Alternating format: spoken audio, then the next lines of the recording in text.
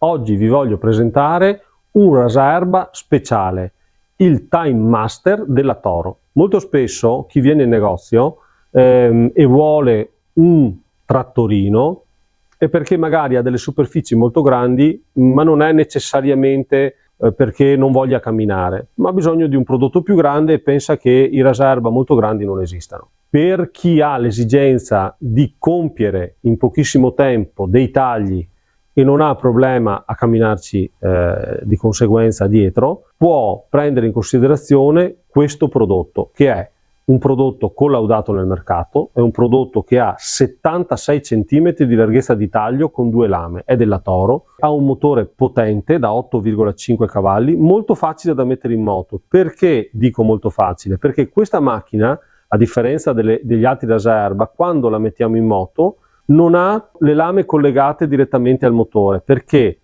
le collego io successivamente attraverso l'inserimento lame. Nonostante il motore sia molto grosso e potente, è molto facile da mettere in moto. La caratteristica principale di questa macchina è che, avendo delle lame speciali, riesce a triturare tantissimo il filo d'erba e quindi a ridurle ai minimi termini.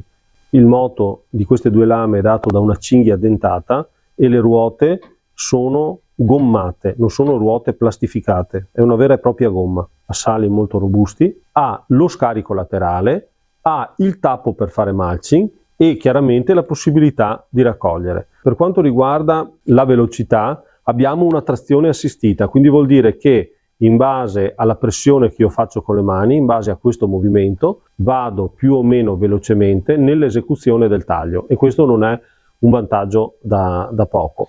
Molto semplice anche la macchina per essere riposta o per essere anche trasportata se uno ha più posti. Posso fare così, okay? La macchina si ripiega su se stessa. Sostanzialmente, se volete un rasaerba estremamente potente e per poter eseguire il vostro taglio nel minor tempo possibile, pensate a questo rasaerba, il Time Master, perché è veramente una macchina dalle grandissime prestazioni, grande robustezza, per cui ve lo consiglio. Ciao a tutti e buon taglio!